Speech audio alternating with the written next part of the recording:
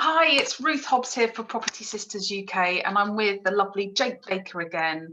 We're going to talk about, well, we've just gone into lockdown, haven't we, as of this morning? So interested to hear your thoughts on what that means for the residential mortgage market and buy-to-lets. Yeah, absolutely. Happy New Year, everyone. Sorry, unhappy lockdown, unfortunately. But the bad news, we'll start with that and then we'll move on to the good, is that as of last year, the National Residential Landlord Association, as of the end of the year, they announced that in quarter four, that 56% of landlords had suffered loss as a result of the pandemic, where 22% of those had actually lost more than £5,000 as a result of that pandemic. However, looking forwards, during this lockdown, the good news is that the property industry is going to remain open, with estate agents, letting agents, viewings all taking place, home moves allowed. So I think we're going to be looking at a different prospect for the year ahead in this current lockdown, certainly the first lockdown we faced. And I think a lot of lessons that have been learned as a result of the second lockdown will now be implemented in this third lockdown a lot quicker. Therefore, I think the likes of lenders, valuers, solicitors will be able to adapt quicker than they had done previously. Yeah, I feel like we're kind of used to it now. It's kind of a bit of a norm. And maybe with the end of the stamp duty as well, 31st of March. I mean, that's the really big thing looming now, isn't it? It is, yeah, and it's definitely that has been driving demand to some degree. We've noticed that both anecdotally and from figures that we've seen from other lenders, that there's certainly a great degree more business being transacted at the moment than we would usually expect at this point in the year, even between the Christmas and New Year, which is typically a very quiet time for us in terms of inquiries. And I know the same from other friends of mine who are brokers as well. It is for them, where they might receive, one or two inquiries each, that kind of thing. We've received a great deal more than that, and I definitely do put that in part down to the stamp duty holiday and the impact that's having on driving demand in the market. We maybe see that dry up slightly towards the end of January, would you say, and go a bit flat? Possibly. I do think the lockdown, whilst it has had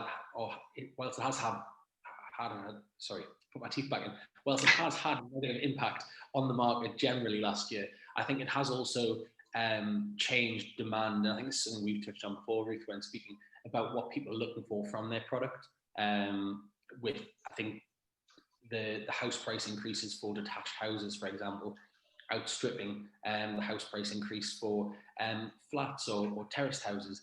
So it's interesting that outside space naturally has now become a bigger deal for people. But you do wonder that as the vaccines rolled out this year, and that as we're able to return to hopefully normality, will people then value outside space to that level, and then will the house prices for detached homes with that extra outside space, will that be an area where there's a price correction? I do wonder. That's something that I think everyone's sort of saying this is the new trend, but actually, is city living dead? I don't think it is. No, I don't think so either. The trend may be, I mean, I suppose we've not thought about going back to the city when, all the transport is back and operational, everyone's had their jabs. Will we just forget about this pandemic? Will it be one of those things that just happened and then life goes back to normal? I mean, who knows? That our children learn about in schools in the future, and it'll be one of those things that occurred, and look, remember when that happened? It'll be like when the Spanish flu now. Yeah. 20, 30 years time to look back. Well, wasn't that a quaint little thing that happened? Look at that, I couldn't go to work, I couldn't do this. And it'll be another moment in history that people don't realise that the wider impact that it's had at this point in time. Yeah. Just going back to your bad news, I think that a lot of people watching this are developers and landlords. I've taken a hit in my wallet. I think we all know that we've taken a hit, but it's been a really massive learning curve and has set us up, I think, really well for business as well for the future. And, the good news is that the lenders aren't pulling out the market like they did in the first lockdown. They know what's what, they're used to this.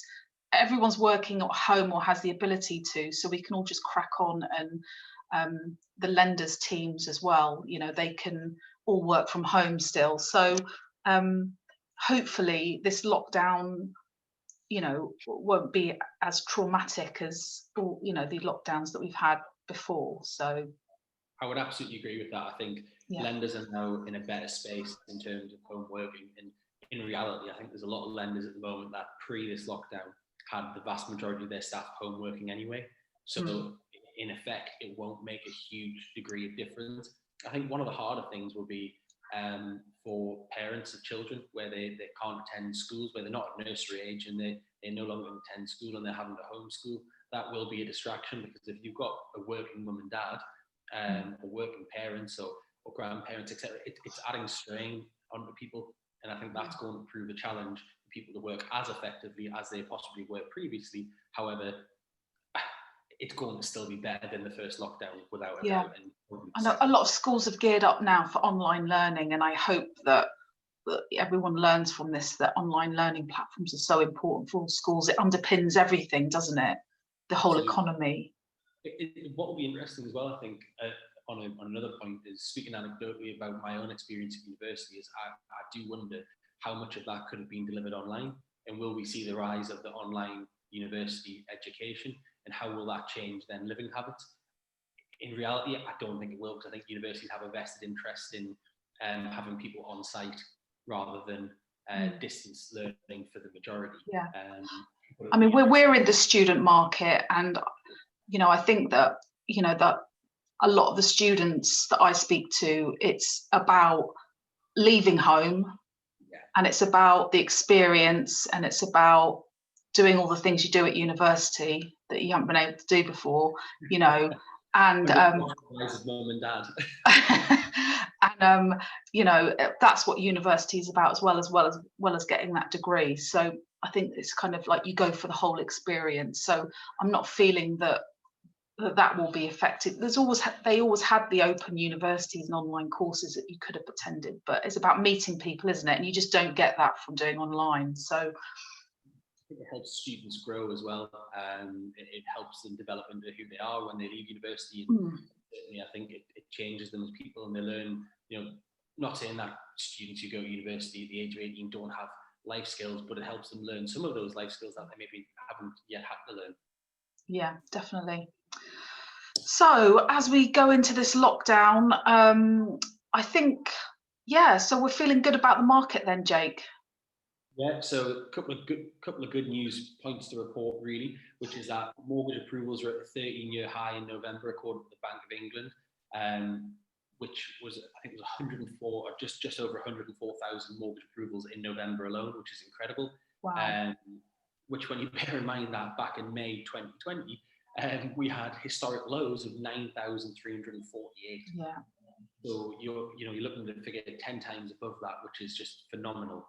So really pleased to see that, and that's a fantastic indicator of how the market's coming. And obviously those completions will be coming through in sort of December, Jan, Feb, so before the stamp duty deadline. But the fact that we're still seeing the increased number of inquiries now, which a lot of those won't necessarily complete before the stamp duty deadlines, and people are aware of that. So going back to what we were saying earlier, I don't think it's just a stamp duty deadline that's driving demand. I think it's an overall, people wanting a change, because I think everyone spends so much time in the houses, they're probably sick of them by now and ready for something new. The other good news, which is a point that we've touched on a lot, Ruth, when we've been speaking over the last sort of 6-9 months, has been the 90% market for buyers. Has been incredibly challenging, to the point of almost being impossible for most. That market has improved greatly. Even just this week, we've seen Coventry Building Society, who are a fairly cautious lender, returning to the market at 90% with sensible rates. Others have also done so in the past couple of months, such as Virgin Money, and I believe a few others as well as from the smaller building societies. A couple have continued to support that market throughout, but it has been very slim pickings and with tough criteria. But it's good to see that market being supported, which signals the banks are confident that that the future is bright. Yeah, I suppose everything comes back to basic supply and demand, and where you don't have the supply, you're going to have demand, just at different levels, and why we're not building enough houses, You know, we have like looming problems in the horizon. So yeah. That's an issue that's not going to go away overnight. No. That's a more fundamental problem. It's probably something you could tell me a great deal more about, Ruth. Yeah, I mean, you know, we're just not building enough houses to keep up with the demand levels, you know, the growing population. There's going to be a huge crisis, you know, so it makes me laugh a bit when people talk about massive decline in house prices coming, you know, a massive correction. But like, I mean, I'm not an expert in predicting property prices, but you know, when you've got supply and demand at such a extraordinarily deficit, then you know, I can't see that happening. You know, so I absolutely agree with you. I do think there is an area of opportunity, and there was one other thing that I'd seen earlier, which was also from the National Residential Landlord Association. They suggested that 1/3 of landlords are actually likely to leave the market or sell as a result of the pandemic. And while that, on the face of it, sounds negative, I don't believe it is, because what that creates is opportunity for those landlords that are willing to stay in the market, and for those properties that maybe need that little bit of TLC or that need to be repositioned to be done so. So I think there's a huge area of opportunity coming up. Yeah. I think it's not only for about the pandemic, but it's about the looming CGT changes as well. So the Chancellor's probably going to be changing CGT levels for people who own properties in their own names, like myself. So we have the luxury of lower, I think it's 18% or 28%, depending on if you're on a lower or higher rate taxpayer. And they're going to be hiking that up probably to 40-45%. So it matches what everyone else pays, you know, as a company, etc. Which actually does make sense. I mean, property developers, we can all kind of, you know, whinge about it, but it's you know, I can see that, you know, being leveling out in the future. So, you know, I think that will cause a mass exodus as well from buy-to-lets. I think so. I think it will certainly help the first-time buyer market and next-time buyer market, which is nice. But also we have to consider that we do need a good degree of private rented stock, not just from, you know, the big corporates, and not just the huge PRS schemes. So interesting to see how that develops moving forward. Yeah, interesting. Well, Jake, thanks ever so much. Another great roundup for you. So thanks to you and Peritus Finance again. And I'll speak to you next month. So thanks a lot. Thanks, Ruth. See you soon. Bye. Thanks. Bye.